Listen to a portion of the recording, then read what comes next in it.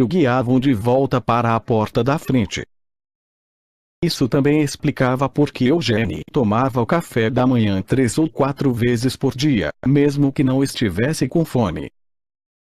Contanto que as deixas certas estivessem presentes, como seu rádio, ou a luz da manhã entrando pelas janelas, ele automaticamente seguia o roteiro ditado por seus gânglios basais. Além disso, havia dezenas de outros hábitos na vida de Eugênie que as pessoas só perceberam quando começaram a procurar. A filha de Eugênie, por exemplo, muitas vezes passava na casa deles para dar um oi.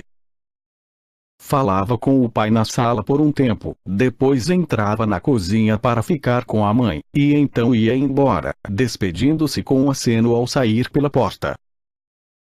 Eugênie, que já tinha esquecido a conversa anterior deles quando ela saía, ficava bravo, porque ela estava indo embora sem conversar com ele. E depois esquecia porque estava chateado. Porém o hábito emocional já havia começado, e por isso sua raiva persistia, inflamada e além da sua compreensão, até se consumir por si só. Às vezes ele batia na mesa ou falava palavrões, e se alguém perguntava por quê, ele dizia não sei, mas estou bravo. Beverly me contou. Ele chutava a cadeira, ou era ríspido com quem quer que entrasse na sala. Então, poucos minutos depois, ele sorria e falava do tempo. Era como se, uma vez que a frustração começava, ele tivesse que levá-la até o fim, ela disse. O novo experimento de Squire também mostrou outra coisa, que os hábitos são surpreendentemente delicados. Se as deixas de Eugênie sofressem mesmo a menor alteração, seus hábitos caíram em desarranjo. Por exemplo, nas poucas vezes em que ele dava a volta no quarteirão e havia algo de diferente, a prefeitura estava fazendo obras na rua, ou uma ventania tinha soprado galhos por toda a calçada, Eugênie se perdia, por mais perto que estivesse de casa, até que um vizinho gentil lhe mostrasse o caminho até sua porta. Se sua filha parasse para conversar com ele por 10 segundos antes de sair, seu hábito de raiva nunca surgia. Os experimentos de Squire com Eugênie revolucionaram a compreensão da comunidade científica de como o cérebro funciona, provando de uma vez por todas que é possível aprender e fazer escolhas inconscientes sem ter nenhuma lembrança da lição ou da tomada de decisão. Eugênie mostrou que os hábitos, tanto quanto a memória e a razão, são a raiz do nosso comportamento. Talvez não nos lembremos das experiências que criam nossos hábitos, mas, uma vez que estão alojados dentro dos nossos cérebros, eles influenciam o modo como agimos, muitas vezes sem percebermos. Desde que o primeiro artigo de Squire sobre os hábitos de Eugênie foi publicado, a ciência da formação de hábitos se transformou num grande campo de estudo. Pesquisadores das universidades de Duke, Harvard, UCLA, Yale, Tusk, Princeton, Pensilvânia, e de todas as escolas no Reino Unido, Alemanha e Holanda, assim como cientistas corporativos trabalhando para Procter & Gamble, Microsoft, Google e centenas de outras empresas, estão focados em compreender a neurologia e psicologia dos hábitos, suas forças e fraquezas, por que eles surgem e como podem ser mudados. Os pesquisadores descobriram que as deixas podem ser quase qualquer coisa, desde um estímulo visual, como um doce ou um comercial de TV, até certo lugar, uma hora do dia, uma emoção, uma sequência de pensamentos, ou a companhia de pessoas específicas. As rotinas podem ser incrivelmente complexas ou fantasticamente simples. Alguns hábitos, como aqueles relacionados a emoções, são medidos em milissegundos. As recompensas podem variar desde comida ou drogas que causam sensações físicas, até compensações emocionais, tais como os sentimentos de orgulho que acompanham os elogios ou as autocongratulações. E em quase todos os experimentos, os pesquisadores viram ecos das descobertas de Squire com Eugênie. Os hábitos são poderosos, mas delicados. podem surgir fora da nossa consciência ou ser arquitetados deliberadamente. Muitas vezes acontecem sem a nossa permissão, mas podem ser remodelados se manipularmos suas peças. Eles dão forma à nossa vida muito mais do que percebemos, são tão fortes, na verdade, que fazem com que nossos cérebros se apeguem a eles a despeito de todo o resto, inclusive o bom senso. Numa série de experimentos, por exemplo, pesquisadores afiliados ao National Institute on Alcohol Abuse and Alcoholism, Instituto Nacional do Abuso do Álcool e do Alcoolismo, treinaram camundongos para apertar alavancas em resposta a certas deixas, até que o comportamento se tornasse um hábito. Os camundongos eram sempre recompensados com comida. Então, os cientistas envenenaram a comida para que deixasse os bichos violentamente enjoados, ou eletrificaram o chão, de modo que, quando os camundongos andavam em direção à recompensa, levavam um choque. Os camundongos sabiam que a comida e a jaula eram perigosas. Quando recebiam as bolinhas envenenadas numa tigela ou viam os painéis eletrificados no chão, mantinham distância. No entanto, quando viam suas antigas deixas, apertavam a alavanca sem pensar e comiam a comida, ou andavam pelo chão, mesmo enquanto vomitavam ou pulavam por causa da eletricidade. O hábito estava tão arraigado que os camundongos não conseguiam evitar. Não é difícil encontrar um caso análogo no mundo humano. Pense no fast food, por exemplo. Faz sentido, quando as crianças estão morrendo de fome e você está dirigindo para casa depois de um longo dia, parar, só esta vez, no McDonald's ou no Burger King. As refeições não são caras. O sabor é tão bom. Afinal, uma única dose de carne processada, batatas fritas salgadas e refrigerante cheio de açúcar representa um risco relativamente pequeno para a saúde, certo? Você não faz isso o tempo todo. Porém, os hábitos surgem sem a nossa permissão. Estudos indicam que, em geral, as famílias não pretendem comer fast food regularmente. O que acontece é que um padrão de uma vez por mês lentamente se torna uma vez por semana, e então 2 vezes por semana, conforme as deixas e recompensas criam um hábito, até que as crianças estão consumindo uma quantidade de hambúrgueres e fritas que é prejudicial à saúde. Quando pesquisadores da Universidade do Norte do Texas e de Yale tentaram entender por que as famílias gradualmente aumentavam o consumo de fast food, encontraram uma série de deixas e recompensas que a maioria dos consumidores nunca soube que estava influenciando seu comportamento. Eles descobriram o loop do hábito. Todo McDonald's, por exemplo, possui a mesma aparência. A empresa deliberadamente tenta padronizar a arquitetura das lanchonetes e o que os funcionários dizem aos clientes, de modo que tudo seja uma deixa consistente para desencadear rotinas de compra. Em algumas redes, os alimentos são especificamente concebidos para proporcionar recompensas imediatas. As batatas fritas, por exemplo, são projetadas para começar a se desintegrar no momento em que encostam na sua língua, para fornecer uma dose de sal e gordura o mais rápido possível, ativando seus centros de prazer e prendendo seu cérebro no padrão. Muito melhor para estreitar o loop do hábito. No entanto, mesmo esses hábitos são delicados. Quando uma lanchonete de fast food fecha, as famílias que antes comiam lá muitas vezes passam a jantar em casa, em vez de procurar um lugar alternativo.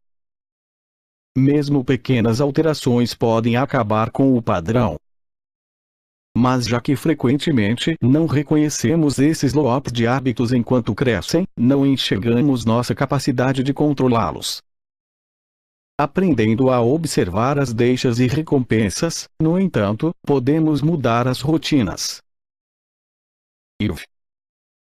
Em 2000, 7 anos após a doença, a vida de Eugene atingira uma espécie de equilíbrio. Ele saía para caminhar toda manhã. comia o que queria, às vezes 5 ou 6 vezes por dia. Sua mulher sabia que, contanto que a televisão estivesse ligada no History Channel, Eugene se instalaria na sua poltrona felpuda e ficaria assistindo, fossem reprises ou programas novos. Ele não percebia a diferença.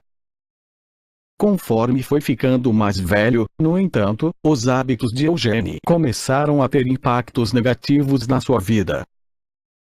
Ele era sedentário, às vezes assistia televisão durante horas a fio, pois nunca se entediava com os programas. Seus médicos ficaram preocupados com seu coração.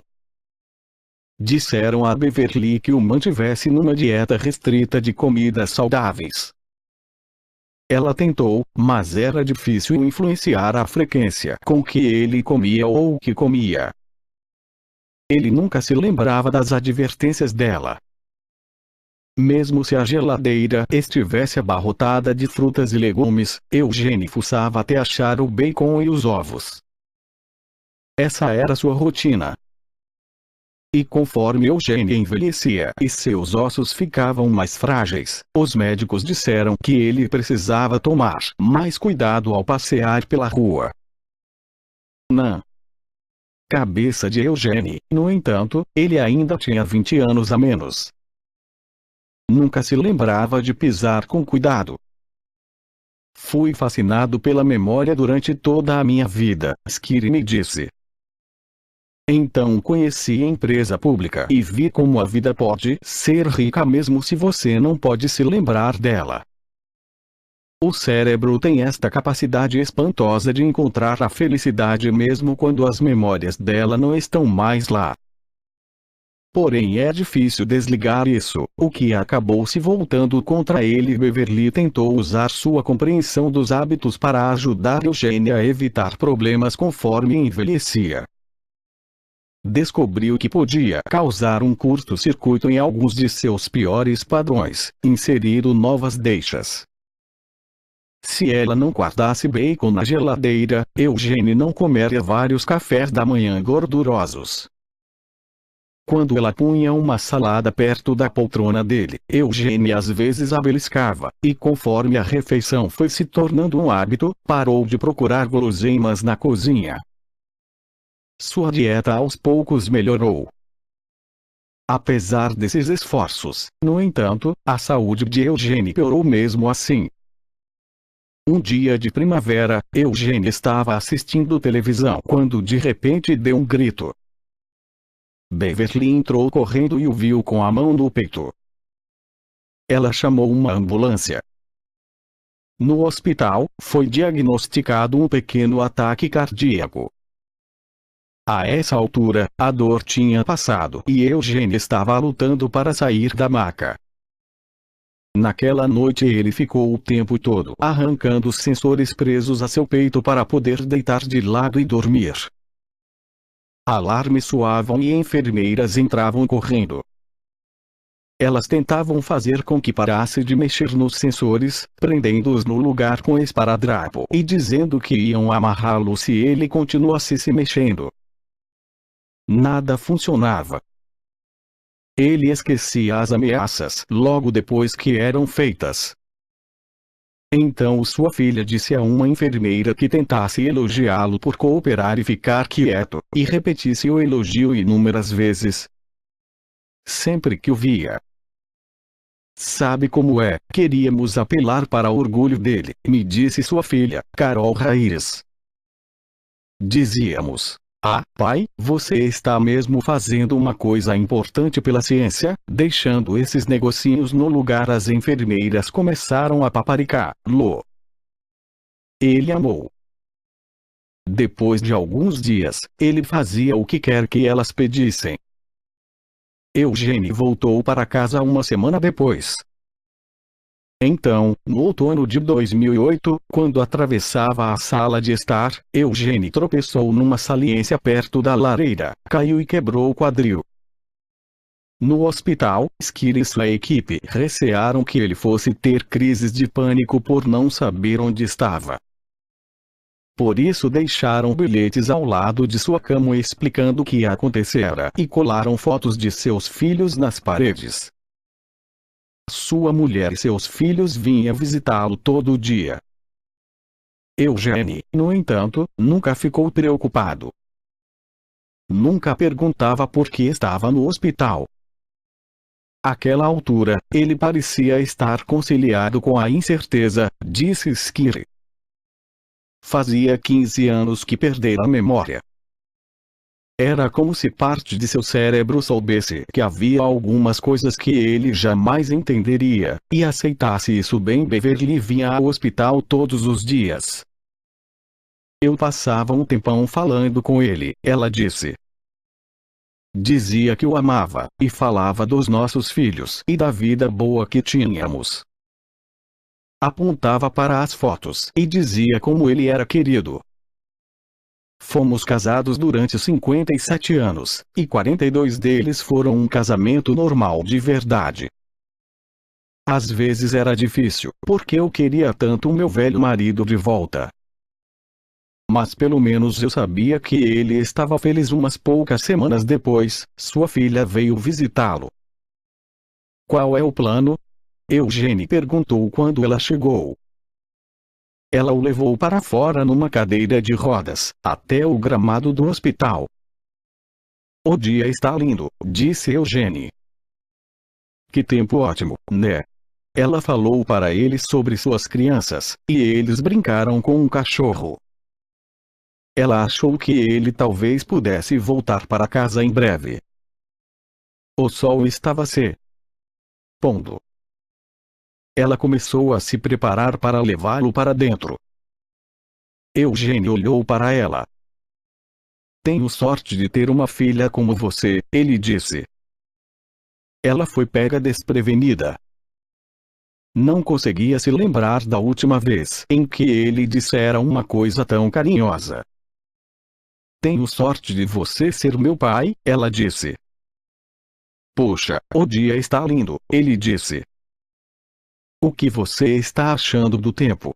Naquela noite, à 1 da manhã, o telefone de Beverly tocou. O médico disse que Eugene sofrera um ataque cardíaco grave e os funcionários tinham feito o possível, mas não tinham conseguido reanimá-lo. Ele falecera. Depois de sua morte, ele seria celebrado pelos pesquisadores. Imagens de seu cérebro seriam estudadas em centenas de laboratórios e escolas de medicina. Sei que ele teria ficado muito orgulhoso de saber o quanto contribuiu para a ciência, Beverly me disse. Ele me disse uma vez, logo depois de casarmos, que queria fazer alguma coisa importante com sua vida, algo que fizesse diferença. E ele fez. Apenas nunca se lembrou de nada disso. 2. O cérebro ansioso. Como criar novos hábitos. Um dia no começo da década de 1900, um bem-sucedido executivo americano chamado Claude C. Hopkins foi abordado por um velho amigo com uma nova ideia comercial. O amigo explicou que descobrira um produto incrível, que ele estava convencido de que seria um sucesso. Era uma pasta de dente, uma preparação mentolada e espumante que ele chamava de Pepsodent. Havia alguns investidores duvidosos envolvidos, um deles tinha uma série de negócios agrários fracassados. Outro, segundo os boatos, estava ligado à máfia, mas o amigo prometeu que aquele empreendimento seria gigantesco. Isso, é claro, se Hopkins consentisse em ajudar a criar uma campanha de promoção nacional. Hopkins, na época, estava no topo de uma indústria em rápida expansão que mal existia umas poucas décadas antes: a publicidade. Ele era o homem que convencerá os americanos a comprar cervejas Schlitz, alardeando que a empresa limpava suas garrafas com vapor vivo, enquanto deixava de mencionar que todas as outras empresas usavam exatamente o mesmo método. Ele seduzirá milhões de mulheres a comprar sabonete Palmolive, afirmando que Cleópatra se banhara com ele, apesar dos protestos veementes de historiadores indignados. Ele tornara o cereal matinal buffet de Veat famoso, dizendo que era disparado com armas até que os grãos inchassem até 8 vezes o tamanho normal. Ele transformara dezenas de produtos antes desconhecidos: a aveia Quaker, os pneus Goodyear, a vassoura mágica Bissell, o porco com feijão da Van Camp, em nomes comuns em todos os lares. E nesse processo, ficara tão rico que sua autobiografia, o best-seller My Life in Advertising, Minha Vida na Publicidade, dedicava longas passagens às dificuldades para gastar tanto dinheiro. No entanto, Claude Hopkins era mais conhecido por uma série de regras que criou, explicando como formar novos hábitos entre consumidores. Essas regras transformariam indústrias inteiras e acabariam se tornando uma sabedoria convencional entre marqueteiros, reformadores pedagógicos, profissionais da saúde pública, políticos e diretores executivos. Mesmo hoje, as regras de Hopkins influenciam tudo, desde como compramos produtos de limpeza até os recursos que os governos usam para erradicar doenças. Elas são fundamentais à criação de qualquer nova rotina. No entanto, quando esse velho amigo abordou Hopkins para falar da Pepsodent, o publicitário demonstrou apenas um leve interesse. Não era segredo que a saúde dentária dos americanos estava em rápido declínio. Conforme a nação se tornara mais endinheirada, as pessoas haviam começado a comprar maiores quantidades de produtos com açúcar e processados.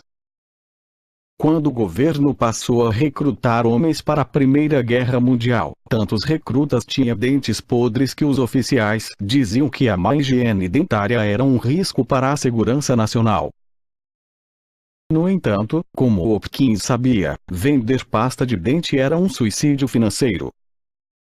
Já havia um exército de vendedores de porta em porta oferecendo duvidosos pós e elixires dentais, a maioria deles à beira da falência. O problema era que quase ninguém comprava pasta de dente porque, apesar dos problemas dentários da nação, quase ninguém escovava os dentes. Por isso Hopkins refletiu um pouco sobre a proposta do amigo, e então a recusou. Disse que continuaria com os sabonetes e cereais. Não vi um jeito de educar os leigos sobre as teorias técnicas da pasta de dente, explicou Hopkins em sua autobiografia. O amigo, no entanto, foi persistente. Voltou inúmeras vezes, apelando para o considerável ego de Hopkins, até que por fim o publicitário acabou cedendo. Finalmente concordei em realizar a campanha se ele me desse uma opção de 6 meses no bloco de ações, escreveu Hopkins. O amigo concordou. Seria a decisão financeira mais sábia da vida de Hopkins. 5 anos após firmada essa parceria, Hopkins transformou a Pepsodent num dos produtos mais conhecidos do mundo e, nesse processo, ajudou a criar o hábito de se escovar os dentes, que se alastrou pelos Estados Unidos numa velocidade estonteante. Em pouco tempo, todo mundo, de Shirley Temple a Clark Gable, estava se vangloriando de seu sorriso Pepsodent. Em 1930, a Pepsodent já era vendida na China, África do Sul, Brasil, Alemanha, e em quase todos os lugares onde Hopkins pudesse comprar anúncios. Uma década depois da primeira campanha da Pepsodent, pesquisadores descobriram que escovar os dentes se tornara um ritual diário para mais da metade da população americana. Hopkins ajudara a estabelecer a escovação como uma atividade diária. O segredo de seu sucesso, Hopkins se gabaria depois, era que ele achará um certo tipo de deixa e recompensa que alimentará um hábito específico. É uma alquimia tão poderosa que, mesmo hoje, os princípios básicos ainda são usados por gigantes dos bens de consumo, criadores de videogames, produtores de alimentos, hospitais e milhões de vendedores no mundo todo. Eugene Pauling nos ensinou sobre o loop do hábito, porém foi Claude Hopkins quem mostrou como novos hábitos podem ser cultivados e alimentados.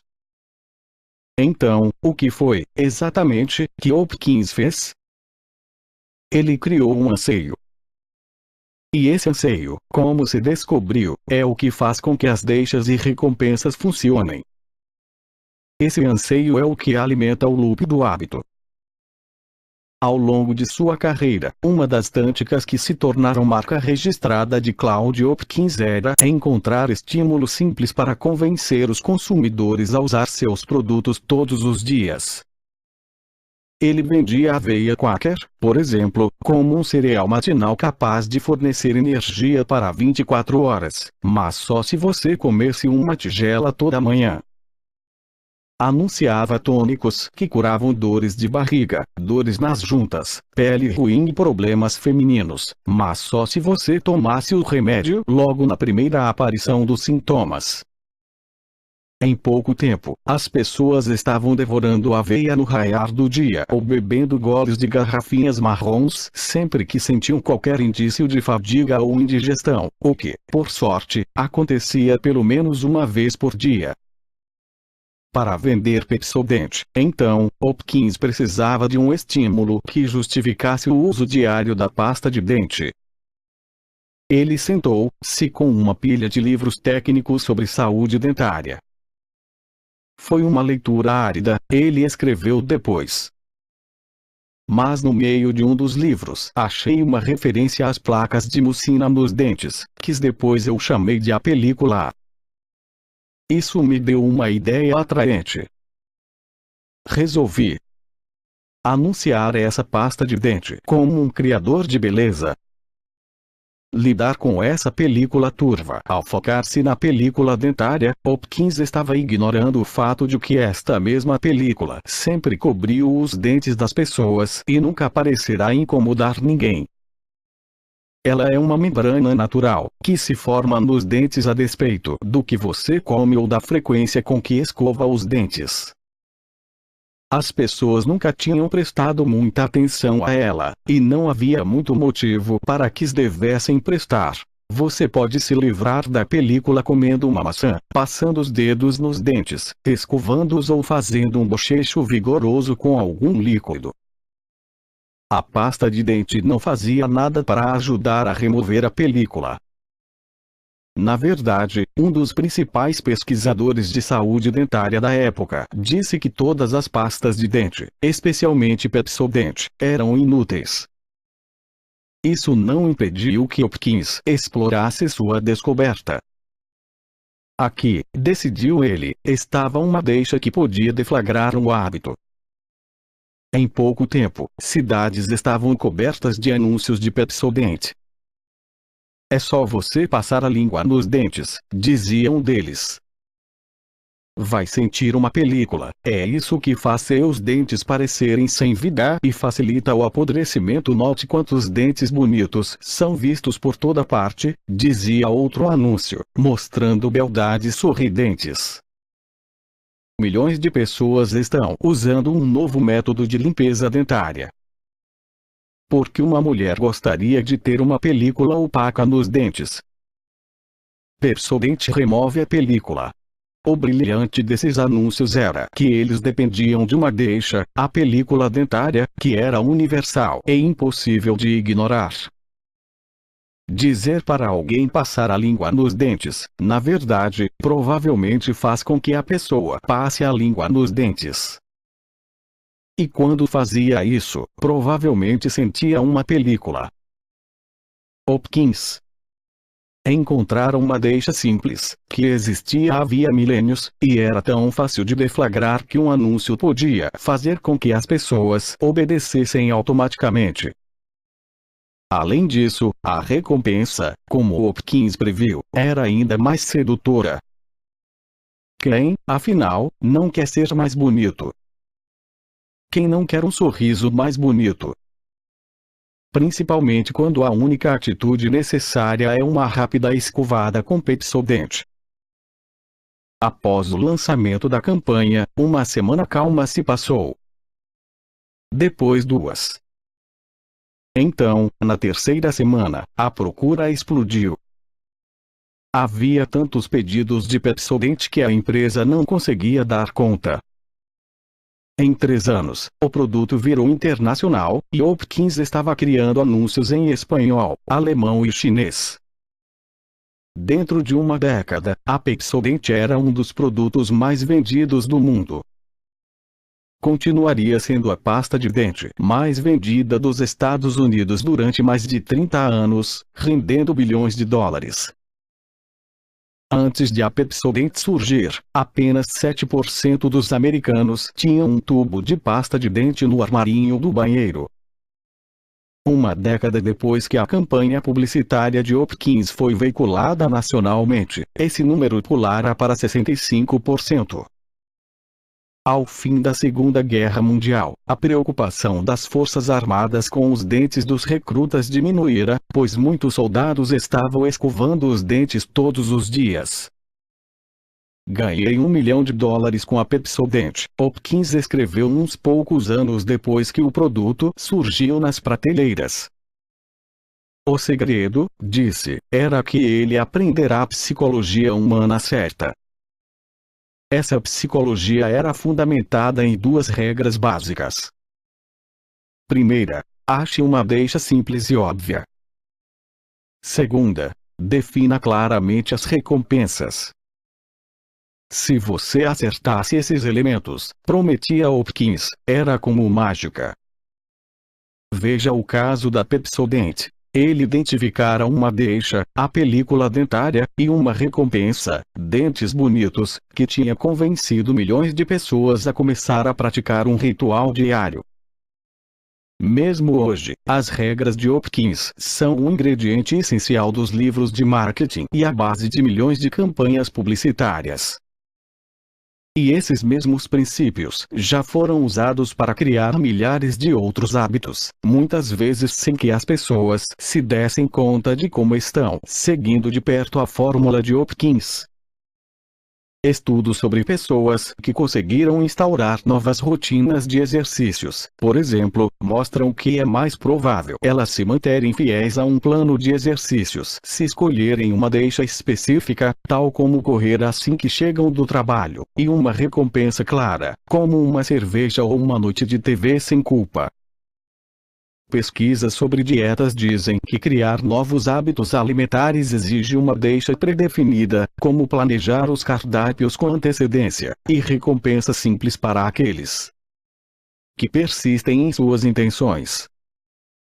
Chegou o momento em que a publicidade, nas mãos de alguns, atingiu o status de uma ciência, escreveu Hopkins. A publicidade, antigamente um negócio arriscado, tornou-se assim, sob uma direção competente, um dos empreendimentos comerciais mais seguros. É uma afirmação bastante audaciosa. No entanto, as 2 regras de Hopkins na verdade não são suficientes. Também há uma terceira regra que deve ser cumprida para criar um hábito, uma regra tão sutil que o próprio Hopkins se baseava nela sem saber que existia. Ela explica tudo, desde por que é tão difícil ignorar uma caixa de donuts até como uma corrida matinal pode se tornar uma rotina quase sem esforço. Os cientistas e executivos de marketing da Procter & Gamble estavam reunidos em volta de uma mesa velha numa pequena sala sem janelas, lendo a transcrição de uma entrevista com uma mulher que possuía 9 gatos, quando uma pessoa entre eles finalmente disse o que todos estavam pensando. Se formos despedidos, o que acontece exatamente? Ela perguntou. Os seguranças aparecem e nos conduzem para fora, ou recebemos algum tipo de aviso prévio? O chefe da equipe, Drake Stinson, outrora um astro em ascensão dentro da empresa, olhou fixo para ela. Não sei, ele disse. Seu cabelo estava todo desgrenhado. Seus olhos estavam cansados. Nunca achei que a coisa fosse ficar tão grave. Eles me disseram que coordenar este projeto era uma promoção. O ano era 1996, e o grupo sentado à mesa estava descobrindo, apesar das afirmações de Claude Hopkins, como o processo de vender alguma coisa podia se tornar extremamente não científico. Eles todos trabalhavam para uma das maiores empresas mundiais de bens de consumo, a empresa por trás das batatas Pringles, do Oil of Olay, do papel toalha Bounty, dos cosméticos Covergiros, da Davon, da Dove e da Duracell, assim como dezenas de outras marcas. A P&G coletava mais dados que quase todo outro empreendimento do planeta e dependia de métodos estatísticos complexos para criar suas campanhas de marketing. A empresa era incrivelmente boa em descobrir como vender coisas. Só no mercado de produtos para lavar roupa, os produtos da P&G lavavam 1 em cada 2 cestos de roupa suja dos Estados Unidos. Seu faturamento anual ultrapassava os 35 bilhões de dólares. Porém, a equipe de Stinson, que fora encarregada de criar a campanha publicitária para um dos novos produtos mais promissores da P&G, estava à beira da derrota. A empresa gastara milhões de dólares desenvolvendo um spray capaz de eliminar odores de quase todo o tecido. E todos os pesquisadores naquela salinha sem janelas não faziam ideia de como convencer as pessoas a comprá-lo. O spray tinha sido criado cerca de 3 anos antes, quando um dos químicos da P&G estava trabalhando com uma substância chamada hidroxipropilbeta-ciclodextrina, ou HPBCD, no laboratório. O químico era fumante. Suas roupas geralmente cheiravam a cinzeiro. Um dia, depois de trabalhar com HPBCD, sua mulher o recebeu à porta. "Você parou de fumar?" ela perguntou. "Não", ele disse. Ficou desconfiado, fazia anos que ela vinha insistindo para que ele parasse de fumar. Aquilo parecia algum tipo de truque de psicologia invertida. "É que você não está com cheiro de cigarro", ela disse. No dia seguinte, ele voltou ao laboratório e começou a experimentar HPBCD com vários odores ruins. Em pouco tempo, tinha centenas de ampolas contendo tecidos com cheiro de cachorro molhado, charutos, meias suadas, comida chinesa, camisas mofadas e toalhas sujas. Quando colocou o HPBCD na água e borrifou nas amostras, os odores foram atraídos para dentro das moléculas da substância química. Depois que o borrifo secava, o cheiro sumia. Quando o químico explicou suas descobertas aos executivos da P&G, eles ficaram extasiados.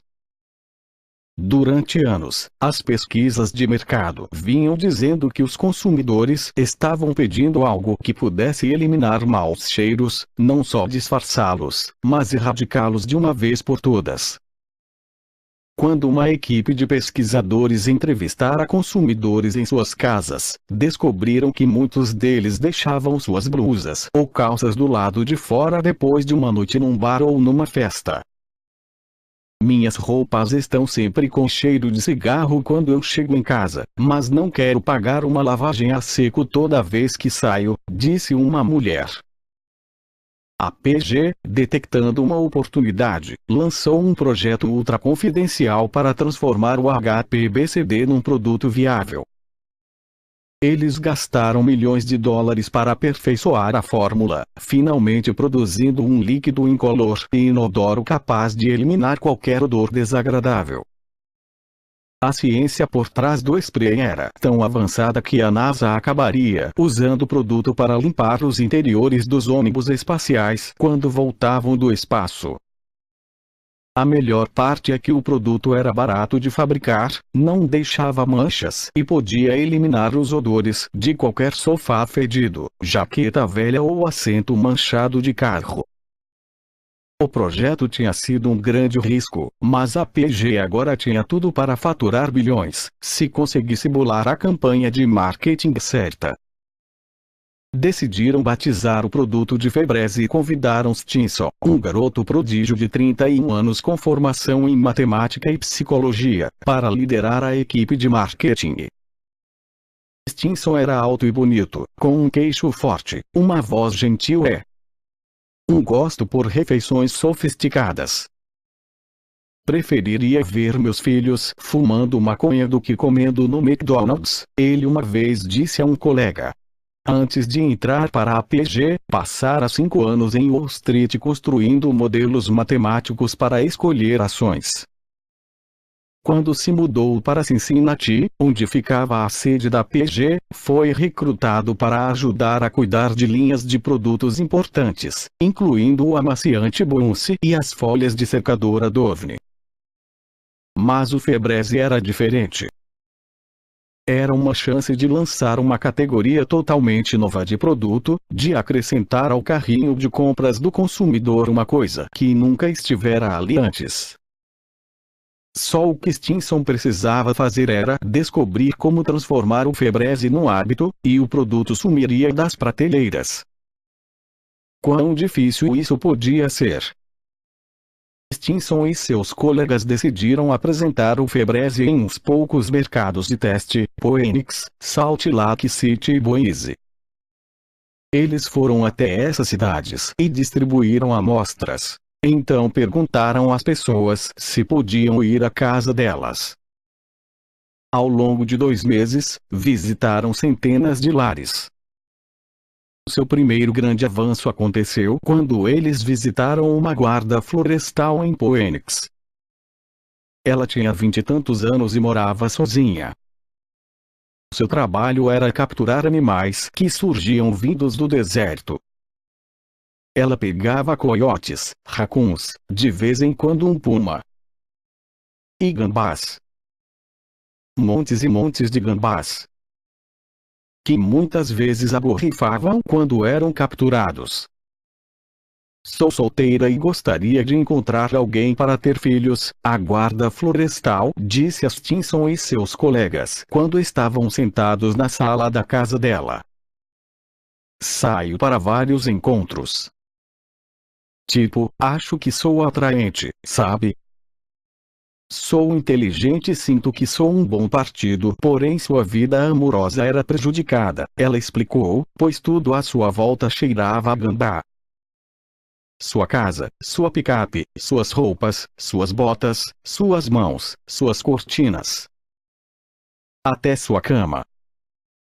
Ela tentara todo tipo de solução. Comprara sabonetes e shampoos especiais. Acenderá velas e usará máquinas caras para limpar carpetes. Nada tinha funcionado. Quando saio para um encontro, sinto alguma coisa cheirando a gambá e começo a ficar obcecada, ela contou. Começo a me perguntar, será que ele está sentindo? E se eu levá-lo para casa e ele quiser ir embora? Saí 4 vezes no ano passado com um cara super legal, um cara de quem eu gostava de verdade, e esperei um tempão para convidá-lo a ir na minha casa. No fim ele aceitou, e achei que tudo estava indo muito bem. Então no dia seguinte ele disse que queria dar um tempo. Ele foi muito educado, mas eu fico me perguntando, será que foi o cheiro? Bom, fico feliz que você tenha tido uma chance de experimentar o Febreze, disse Stinson. Você gostou? Ela olhou para ele. Estava chorando. Quero te agradecer, disse. Esse spray mudou minha vida após receber amostras de Febreze. Ela tinha ido para casa e borrifado o sofá. Borrifou as cortinas, o tapete, a colcha, seus jeans, seu uniforme, o interior do carro. O frasco acabou, então pegou outro e borrifou todo o resto. Pedi para todos os meus amigos virem na minha casa, disse a mulher. Eles não sentem mais o cheiro. O gambá sumiu a essa altura, ela estava chorando tanto que uma das colegas de Stinson pôs a mão no seu ombro. Muito obrigada mesmo, disse a mulher. Me sinto tão livre. Obrigada. Esse produto é tão importante. Stinson inspirou fundo dentro da sala dela. Não sentiu cheiro nenhum. Vamos ganhar uma fortuna com essa coisa, pensou. Stinson e sua equipe voltaram para a sede da P&G e começaram a retrabalhar a campanha de marketing que estavam prestes a lançar.